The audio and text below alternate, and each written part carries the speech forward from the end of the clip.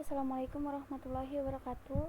Saya Ana Sefiana. Saya ingin memaparkan sedikit yaitu tentang bab 1 perencanaan dan pengadaan sarana prasarana kantor. Nah, next. Yang A, perencanaan kebutuhan sarana prasarana kantor. Pengertiannya yaitu dapat diartikan sebagai seluruh proses perkiraan secara matang pembelian, pengadaan, rehabilitasi, distribusi, sewa, atau pembuatan peralatan dan perlengkapan yang sesuai dengan kebutuhan. Next.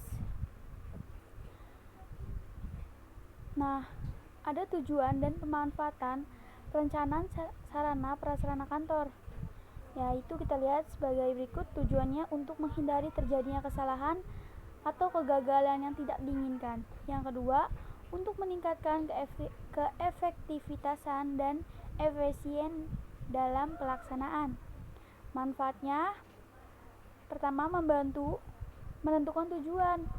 Yang kedua, bisa dijadikan sebagai pedoman dasar untuk melakukan pengawasan.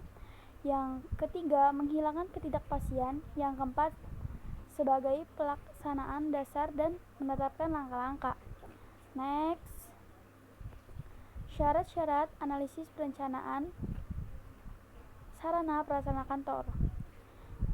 Nah, syarat yang pertama, perencanaan harus jelas.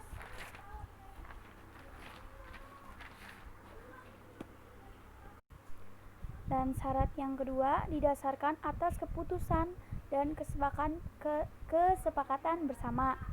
Dan yang ketiga, harus dipandang sebagai bagian integral. Dan analisisnya sebagai berikut. Analisis kebutuhan kuantitatif dan analisis kebutuhan kualitatif. Apa sih yang dimaksud dengan analisis kebutuhan kuantitatif? Analisis kebutuhan kuantitatif adalah analisis tentang frekuensi kegiatan berupa jumlah, perlengkapan, serta sebagai mana penggunanya. Dan sedangkan analisis kebutuhan kualitatif ialah merupakan analisis terhadap pengelompokan tentang jenis kegiatan dalam suatu organisasi, misalnya tipe ukuran, tipe mutu, dan harga. Dan next, yaitu ada penyusulan dan penentuan kebutuhan sarana dan prasarana. Yang pertama, perencanaan pengadaan barang bergerak, dan yang kedua, perencanaan kebutuhan barang tidak bergerak. Nah, sebelumnya apa sih yang dimaksud dengan perencanaan pengadaan barang bergerak? Ada yang tahu? Nah, barang bergerak adalah perencanaannya itu satu, perencanaan pengadaan barang habis pakai, dan perencanaan pengadaan barang tidak habis pakai. Nah, itu yang perencanaan barang bergerak ya. Dan sedangkan perencanaan kebutuhan barang tidak bergerak yaitu melakukan survei tentang keperluan bangunan yang akan direnovasi dengan maksud untuk memperoleh data mengenai fungsi bangunan, struktur organisasi, jumlah pemakai, dan jumlah alat dan perabot yang akan ditempatkan di kantor. Nah, next, prosedur perencanaan sarana dan prasarana kantor. Yang pertama, di sini ada 3. Yang pertama, identifikasi dan analisis kebutuhan kantor. Yang kedua, inventarisasi sarana dan prasarana yang ada. Dan yang ketiga, mengadakan seleksi. Nah, yang pertama itu identifikasi dan menganalisis kebutuhan kantor. Maksudnya adalah identifikasi adalah pencatatan dan pendaftaran secara tertib dan teratur terhadap seluruh kebutuhan sarana dan prasarana kantor yang dapat menunjang kelancaran pekerja, baik untuk kebutuhan secara maupun secara langsung dan kebutuhan yang akan datang. Dan yang kedua, inventarisasi sarana dan prasarana yang ada.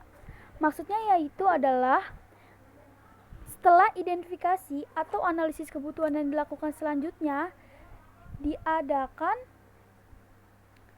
pengurusan, penyelenggaraan, pengaturan, dan pencatatan barang-barang milik kantor yang ada dalam suatu daftar inventaris secara teratur menurut ketentuan yang berlaku.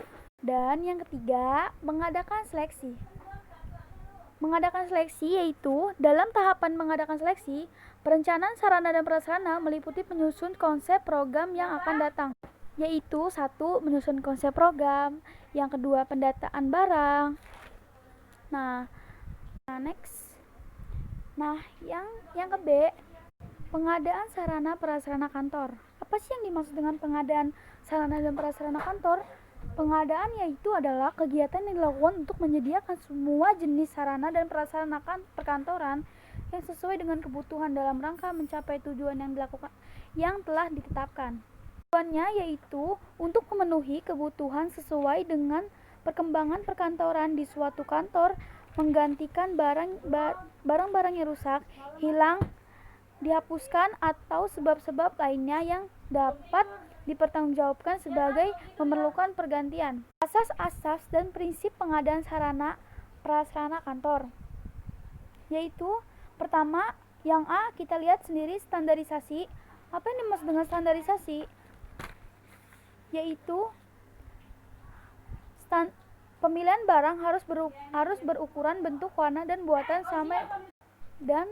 buatannya sama seluruh organisasi. Nah, yang B yaitu kemampuan dan kelayakan. Jadi yang dimaksud dengan kemampuan dan kelayakan yaitu jika kemampuan kurang, maka jika tidak akan menunjang terhadap pekerjaan kantor sehingga kurang efisien. Yang ke B ada fleksibilitas, kegunaan biaya, dan yang D harga dan penawaran modal. Yang F pekerjaan dan kegiatan.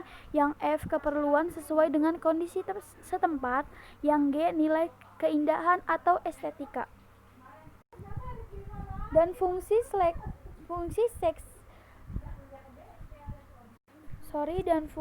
seksi perbekalan dalam pengadaan sarana prasarana kantor, yaitu satu, melakukan penelitian kebutuhan perlengkapan kerja, yang kedua, membuat standarisasi dalam perincian, yang ketiga, pembelian benda perbekalan, dan yang keempat, pengiriman barang. Dan prosedur pengadaan sarana prasarana kantor. Yang A, pelaksanaan prosedur pengadaan barang habis pakai. Yang B, pelaksanaan prosedur pengadaan barang tidak habis pakai. Dan yang C, prosedur pengeluaran barang. Tahap-tahap penyimpanan barang. Yang pertama, penerimaan barang. Dalam kegiatan pengiriman barang, hendaknya harus didahului dengan pemberitahuan kepada penerima bahwa barang akan dikirim pada waktu, jumlah, dan spesifikasi tertentu. Yang kedua ada penyimpanan barang, yaitu barang yang diterima harus langsung disimpan ke gudang atau suatu instansi tertentu.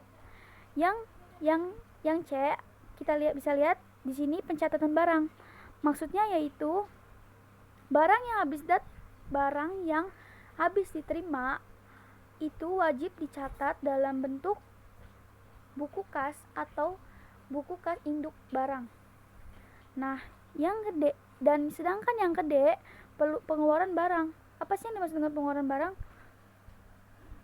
Adapun pengeluaran barang adalah jika suatu instansi tersebut meminta kita untuk mengeluarkan barang atau meminta dan mengikuti prosedur-prosedur yang harus dijalankan atau dilakukan jika ingin mengeluarkan barang tersebut.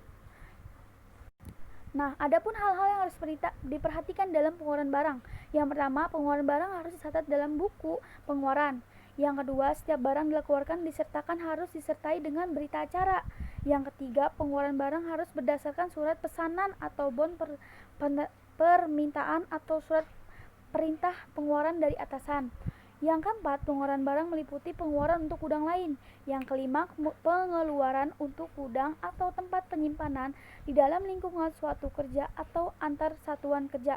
Yang keenam, setiap orang yang dikeluarkan harus dicatat pada kartu barang. Sekian penjelasan saya tentang perencanaan kebutuhan sarana prasarana kantor dan pengadaan pengadaan sarana prasarana kantor. Jika perkataan saya kurang berkenan menurut kalian, mohon maaf.